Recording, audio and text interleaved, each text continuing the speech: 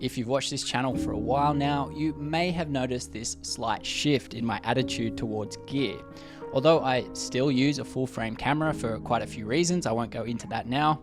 My overall kit has really downsized, and I'm really favoring these smaller, more versatile lenses. None more versatile than this little one.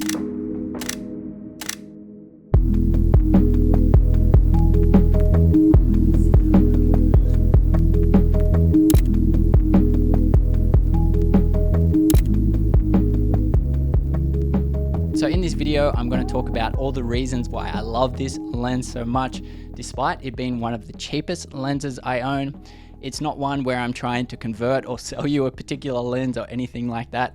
More talking about my approach to why I like this lens, how thinking about your lenses a little bit more deeply can also help improve your photography, which I think it has for me over the past few years. Especially for the style of photography I like to shoot, having a lens like this on your camera really does make a difference just carrying it around all day. I've only had this particular one for a few months, but it has already got a lot of use, largely living on my camera since I did pick it up. There's a few good reasons behind this. Of course, this one is a Canon lens, but regardless of what system you're using, you should be able to find something similar.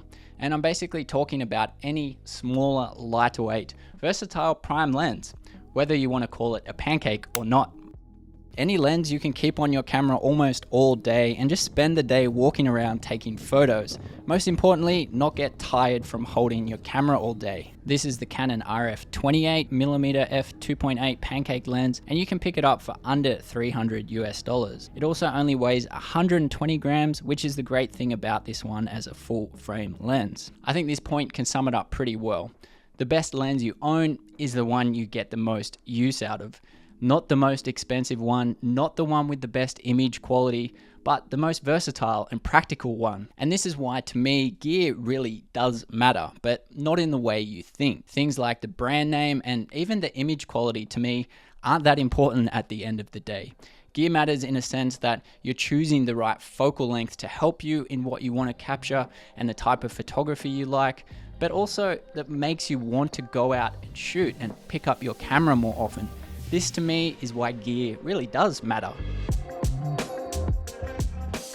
As someone who likes just wandering around a city, looking for interesting compositions, playing with different styles, you really can't beat a small prime setup in my opinion. This one really is a sweet spot for me, both in terms of its versatility as a 28mm prime lens, but also in terms of its size and weight. f2.8 allows you just enough room to experiment in different lighting conditions as well. Of course, prime lenses are often a bit smaller, lighter, and even cheaper, so this is one big benefit for them. But the reason I actually like them so much goes far beyond this, and it's this idea of creative constraints.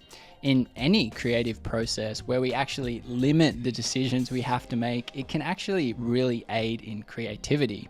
And this is why I think sticking to one prime lens can be so beneficial. I have had a few comments pushing back on this point before, and it really is up to you, but I think there's no better way to really train your eye, practice your composition skills, and improve on this than sticking and practicing on a single prime lens. This is what I recommend to a lot of photographers getting started, and even more experienced ones as well. Importantly here, there's really no right or wrong answer in picking the right focal length for you. It is a subjective thing, and you just want something that's going to help you and the style of photography you're trying to capture.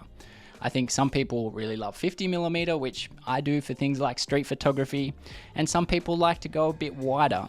And I like to do this for more daily documentation, which is why this 28mm is so nice. But I do think somewhere in this window, so 28, 35, 40, or 50, really is a sweet spot in terms of versatility. Which one you choose doesn't really matter. Over time, you might discover which focal length you really favor, which you enjoy, and which one aids in your photography style. Of course, you can mix things up, and I always recommend doing this over time, but I always think it's going to be beneficial at least spending a good chunk of time on a single prime lens.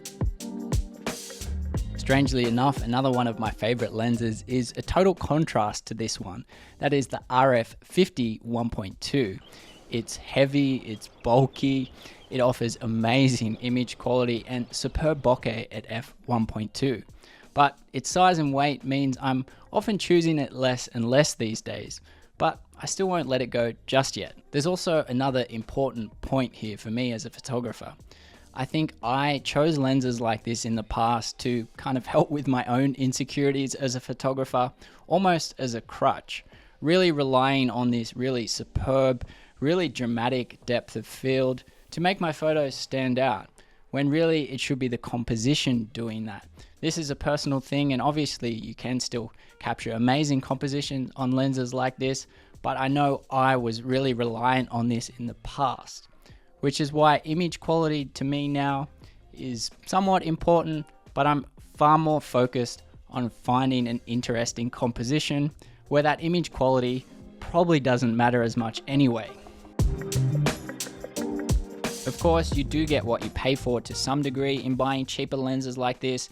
It's just not going to stand up to things like the L series lenses in terms of image quality, but does it really need to? No, I don't think it does. And basically, as long as the image quality is above a certain level, that's more than enough. And I think this is probably true for a lot of smaller, cheaper prime lenses like this, where you have a bit of a trade-off for image quality versus that comfort of carrying the camera all day. Anyway, I hope this video did make some sense to you, whether you're similar to me in your lens choices or totally different. I don't think it matters, but I hope this video did at least get you maybe thinking a little bit more deeply about your lens choices, making the right choices for things that will ultimately help improve your photography over the long run.